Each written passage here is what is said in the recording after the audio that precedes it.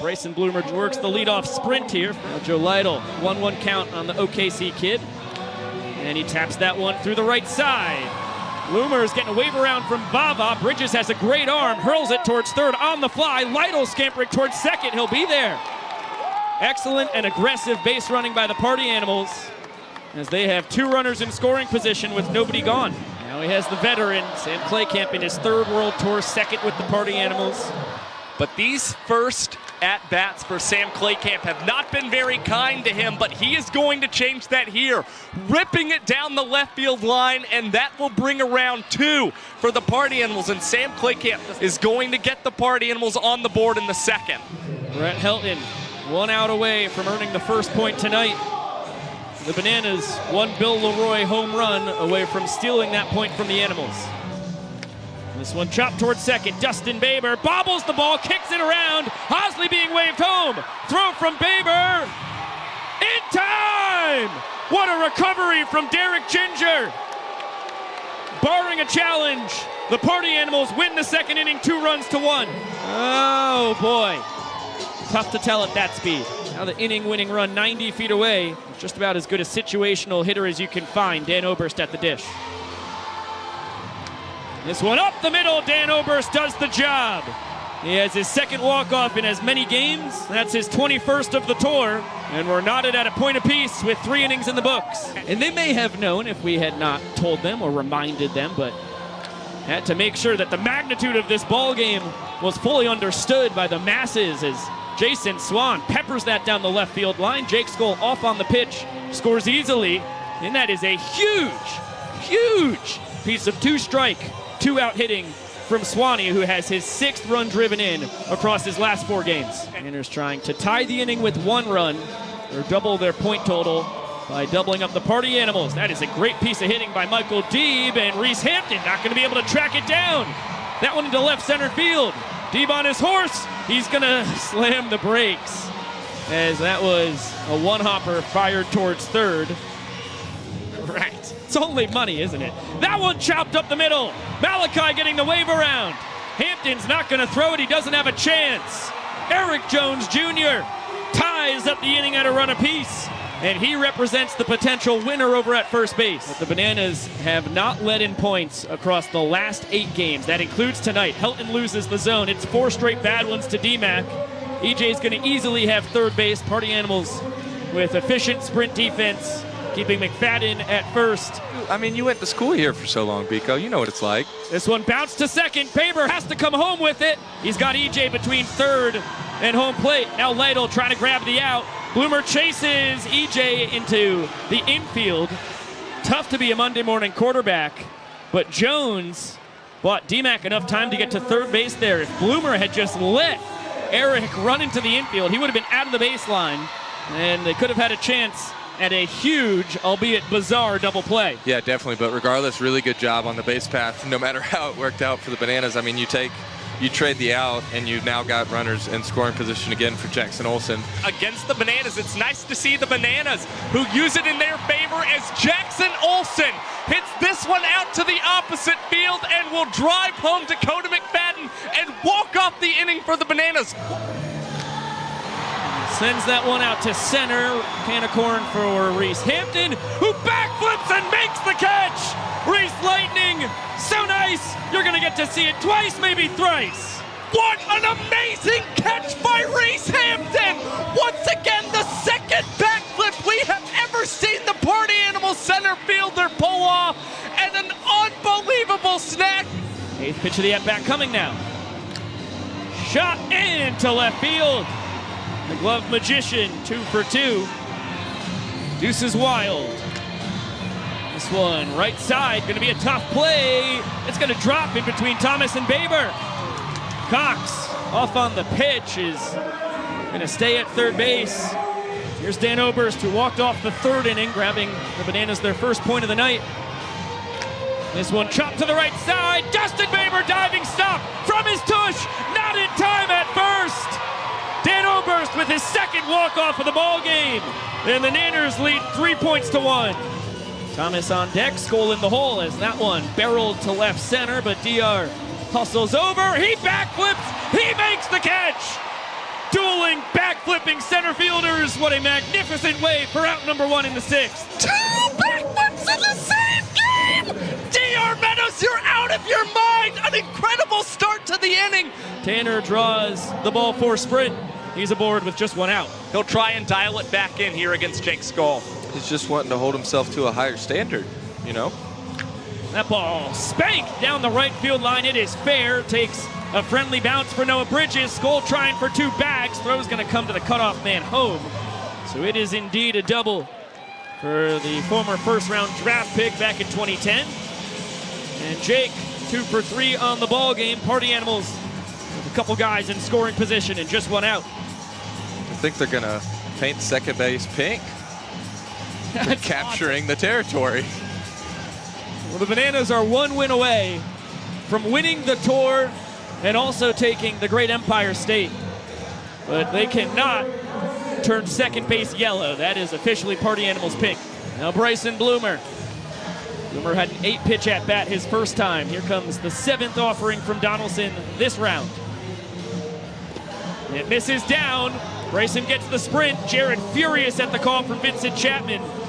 As Thomas and Skull both score, Bloomer's tour-leading 55th and 56th runs driven in. And the Party Animals down 2 points, but they lead the 6th inning by 2 runs. And you saw even Bill Leroy was a little surprised that that one didn't get the strike 3 call on Bryson Bloomer. As you can see, a new man on the mound, so Brett Helton's streak of 3 straight complete games has ended. This is a fascinating decision made by Mike Vivacis and Sam Claycamp to go to the man presumed to be Saturday's starter for the Party Animals. According to ERA Plus, this is the best pitcher in Banana Land. Is Michael Deeb sends that deep out to left. Jake Skull leaping, crashing into the wall, and coming away with the banana ball. Fantastic catch. What an absurd catch by Jake Skull, ranging out towards that warning track, crashing up against the wall, and being able to hold on to the banana ball. An amazing play, and what a start for Drew Gillespie, who's going to give him a little finger point out there on the pitcher's mound. And now 2 on with 2 down for Jackson Olsen. Jones leads off second, McFadden off first as the inning tying run. Jackson Olsen is the potential winner with 5 homers on the season. That one gets the bottom of the zone inside corner, and Gillespie holds serve. Party Animals claim their 2nd point of the night, and they trail 3-2. The 3rd-year Banana gets a huge pinch hit opportunity after a couple ground outs to short to begin the bottom of the 7th. He's gone a little cold as of late, 7 for 24 on the tour, hitting .292. And the fans have caught the 2nd Dakota All-Britain foul ball of the tour for an out. They did it in Staten Island, and now they do it here in Central New York. That was an unbelievable catch by the youngster with the glove. He was surprised that he came up with it, but the dad giving him a hug, that is a special moment here in Banana Land. Wow! Now you look at the best pitcher on the tour, although the statistics, as far as ERA Plus goes, will tell you it is Drew Gillespie. In double the sample size, Danny Hosley is right there with him. And the numbers, no matter which ones you are looking at, are all astronomical. He comes in to face 2, 3, and 4. Dalton Cornett gives it a ride out to right center. It is off the base of the wall. Cornett digging for 3, and the throw goes all the way there on a hop. He is in there and fired up as he should be. The pride of Pippa Passes has only his 2nd triple of the tour. Nobody has been better at picking up strikeouts than Hosley. This one tapped back to Danny. It goes past him. It's going to be an infield single for Tanner Thomas.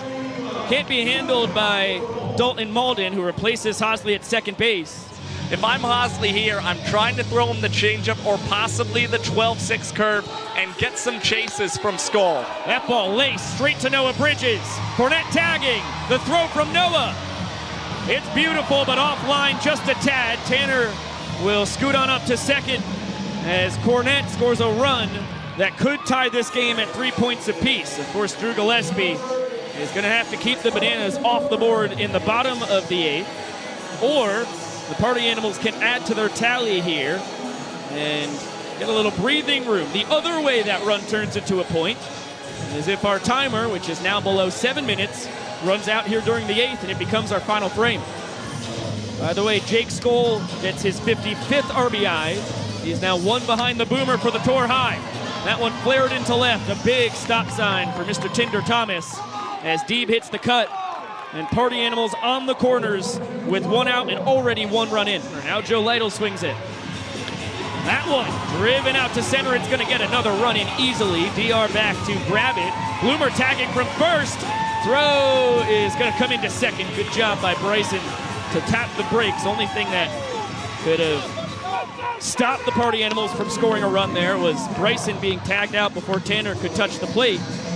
So this will be our final inning of the night. And as soon as we see nothing but zeros on the clock, the Party Animals will lead 4-3. Everybody in the box for the Nanners here in the bottom of the 8th represents the tying run. And DR skies that one in the infield. Clay Camp throws away his cowboy hat, and third-year banana baller has out number 1. Now Dan Oberst will try his luck after flying out to center his first time. He laced walk-off singles in the 3rd and 5th inning to at first tie the game and then extend the Bananas lead to 3-1. He's up to 22 walk-offs on the tour, tied for 3rd overall. Well-placed heater there, and he's behind no balls and 2 strikes. Nasty bender! Gillespie in a groove, and he finds himself his 2nd strikeout here in relief tonight. And Gillespie one bad one away from bringing the winning run up to the plate. There it is. Deeb works the sprint, clutch as per usual. He's going to monitor the sprint defense. It's played well by the Party Animals, so he circles back to first base. In the event that a ball was going to get away from one of the fielders and he could move up to second, but here you are just trying to get on base. B pinch run for, and now EJ swings at the first pitch. Malachi got a great jump on that, and he moves up to third base. Runners on the corners with 2 outs for the Bananas, and Dakota McFadden is going to try and tie this ball game against Drew Gillespie. The former Mariners and Twins minor leaguer has his 3rd hit in his past 3 at-bats, all of them singles. He's 3 for 4 on the night. He represents the game's winning run. Across the diamond from him, 90 feet from scoring, is the fastest man in Banana Ball. Flash the Kid represents the tying run. Drew Gillespie soaking it in, pumping the crowd up as he faces Dakota McFadden, whose 23 walk-offs are 2nd most on the tour. He's had a couple big hits this season for the Bananas, but none would be bigger here and really turn the tides for Dakota McFadden, who is just 1 for 12 against Drew Gillespie this season. Heater gets the outside corner. Lytle now sets up in. It ends up away. Boy, it had plenty of plate and was right at the knees. The cross-up might be the reason why Vincent Chapman didn't give that a strike call, but that had plenty of the zone. It was almost one of those situations where the frame from Lytle might have also thrown off Vincent Chapman as D-Mac hits a slow roller, but Baber will charge and make the out. The Party Animals have won 8 straight ball games and tied the World Tour with 1 game remaining in Cooperstown.